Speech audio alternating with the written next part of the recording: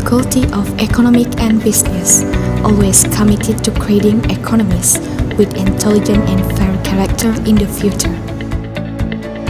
Faculty of Economic and Business provide opportunities for students to hone skills according to their talents and interests by going directly into the world of work as preparation for their future careers.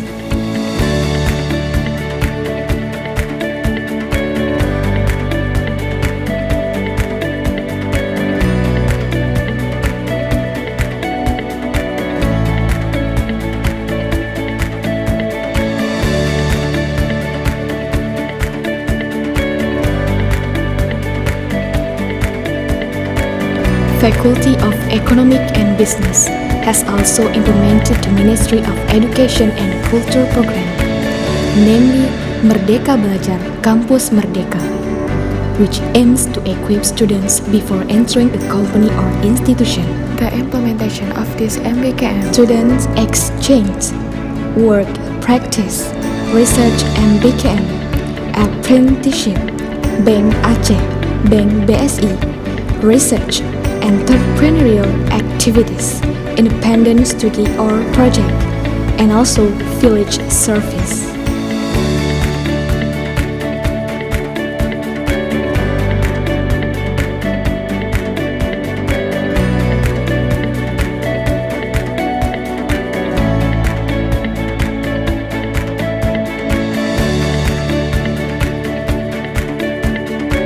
Assalamualaikum warahmatullahi wabarakatuh.